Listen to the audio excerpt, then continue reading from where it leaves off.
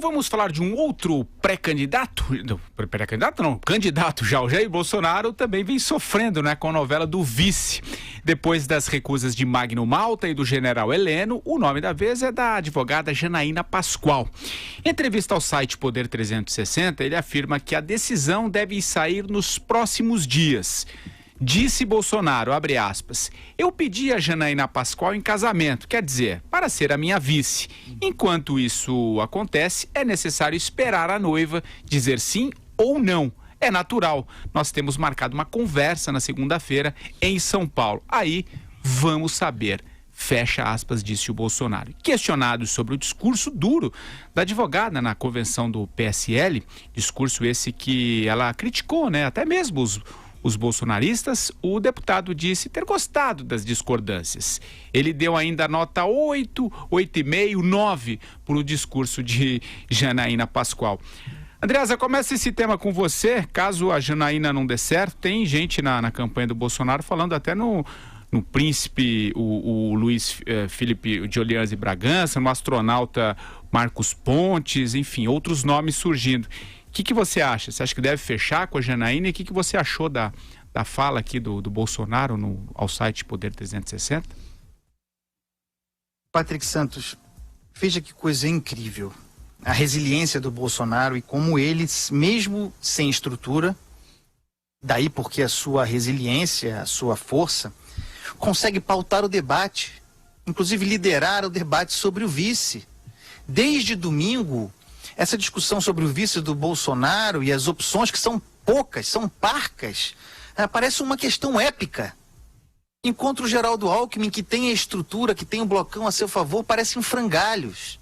É impressionante a liderança do Bolsonaro em pautar o debate público. É preciso falar as coisas como elas são. Até um caráter lúdico tem a discussão sobre o vice do Bolsonaro. O príncipe ou o astronauta? Podia ser título de um livro infantil.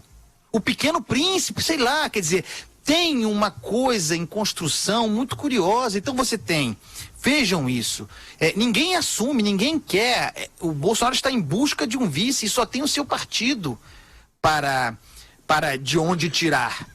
Mas há a disputa de um príncipe, de um astronauta e de uma mulher líder importante no processo de impeachment da Dilma Rousseff. A percepção disso sobre o eleitor é positiva. É preciso insistir, eu já falei sobre isso aqui, na tese da antifragilidade do Bolsonaro. Escrevi sobre isso, a tese do Nassim Taleb. Quer dizer, como até aqui ninguém consegue desconstruir o discurso do Bolsonaro e como ele prospera no caos. Como submetido a situações como essa, porque a pressão é grande. Ninguém pode ser candidato sem ter vice. Alguém terá de ser arrumado. Só tem um partido pequeno de onde tirar isso. E, no entanto, vai surgindo essas questões midiáticas e não se fala de outra coisa no debate público do que o vice do Bolsonaro desde domingo, desde o discurso da Janaína Pascoal. Quem vai ser o vice do Bolsonaro, no final das contas, não tem a menor ideia. Mas que nesse ambiente todo em que ele deveria ser percebido como em dificuldades, o sujeito que não tem opção, ele parece estar num ambiente lúdico, enquanto aquele que tem está no desespero. É inacreditável, quer dizer, não dá para considerar a campanha do Bolsonaro amadora. Se ela é amadora, ela custa mais barato do que a amadora caríssima do outro. Ô Madu, e aí, o príncipe, o astronauta, a advogada, o que você está achando? Quem deve ser o vice aí do Bolsonaro? Vamos passar aqui, por exemplo, é um deserto de homens, mulheres e ideias, né? Porque você tem o príncipe Luiz Felipe de Orleans e Bragança, que é uma figura, um reacionário total, um monarquista, um cara que vive ainda no século XVIII, XIX, sei lá, né? Absolutamente oportunista, né? E que sonha com a volta aí do poder moderador do Dom Pedro II, essa coisa arada toda, e que tem familiarmente uma ligação grande com a tradição família e propriedade, né? Aquela coisa medieval, aquela organização medieval, nem sei se existe ainda em São Paulo, né? Que enfim, é o reacionário tout court, né, completo, de tutano.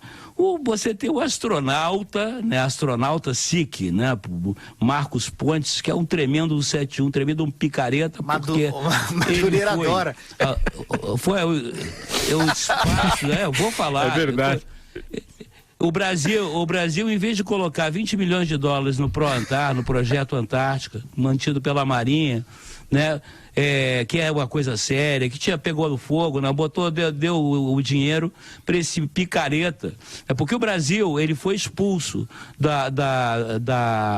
do consórcio do programa da Plataforma Internacional Espacial por falta de pagamento. Aquele negócio era do clube, não pagava a mensalidade, foi expulso. Estavam treinando aí esse astronauta, esse major, que era para ser o astronauta brasileiro. Mas como o Brasil perdeu a vaga, né, foi expulso do clube, o major perdeu também o direito de ir para o espaço.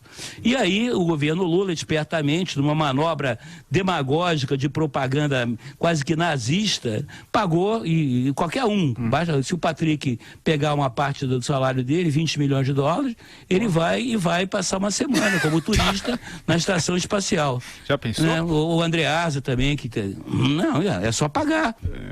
Você vai, paga 20 milhões de dólares, passa uma semana lá. Foi o que fez o governo Lula para esse picareta desse major ir lá fingir, levar o chapéu de Santos Dumont e fingir que estava fazendo ciência. É um picareta porque logo que ele voltou para a Terra, né, para o planeta, a primeira coisa que ele fez foi dar um pontapé na carreira dele na aeronáutica, que investiu milhões e milhões na carreira dele, formação de piloto de caça, de oficial e tudo. Ele deu um pontapé para viver de fazer palestra e posar de astronauta brasileiro. 171, picareta, isso é candidato para ser ministro de Ciência e Tecnologia do Bolsonaro. Essa é o deserto de homens e ideias, né?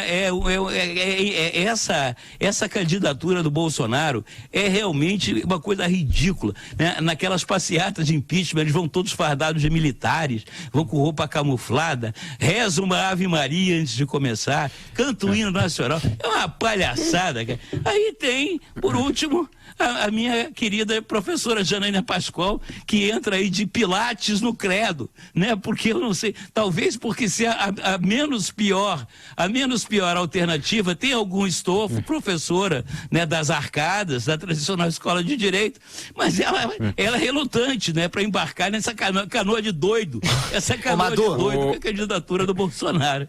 É o seguinte, os bolsonaristas devem estar agora querendo me matar. Imagina. Fala, Andreasa. Depois dessa exposição do Bolsonaro aí, tá escolhido. Tá escolhido. Tá escolhido. Marcos Ponte é o vice. Depois dessa exposição do Madureira, o astronauta levou, o príncipe perdeu. Acabou. O príncipe perdeu. Picareta, E aí, você acha que a Janaína aceita? Olha, se ela assistir por 3 em 1 hoje, ela disse que é nossa fã, se ela ouvir o Marcelo Madureira, ela não vai aceitar. Então, a gente tem que voltar a falar com ela amanhã, no Jornal da Manhã. Onde o Andreasa vê um caráter lúdico ali, pela coisa das profissões, né? Eu vejo uma coisa quase aquele baile. Lembra? Tinha um baile do Hotel Glória, de fantasia. Ia entrando uma pessoa, fazia um concurso de fantasia, e trava o príncipe, e trava o astronauta. Nunca era um nome assim simples. Era uma coisa longa, né? O astronauta dos planetas, dos confins, etc. Era uma coisa sempre longa. Então eu acho que não dá para levar muito a sério uma disputa entre perfis assim tão abilolados e tão nada desconectados entre si, né? O que ele quer para esse vice? O que o Bolsonaro quer? Ele já abdicou de qualquer perfil e está olhando ali os nomes mais midiáticos que ele pode encontrar? Parece ser algo assim.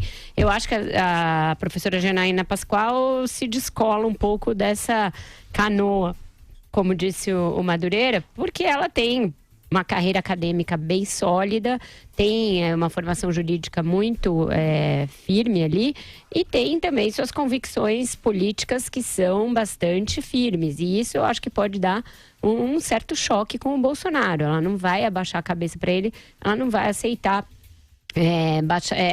tudo que ele fala. Ela tem coisas que ela pensa diferente. Então vamos ver se essas controvérsias são o suficiente para afastá-la de vez da missão aí, da ideia, ou se ela vai topar a empreitada. Se topar, eu acho que vai ser uma campanha divertida, porque a gente vai ter aí muita discordância entre o candidato e sua vice. Sem dúvida nenhuma.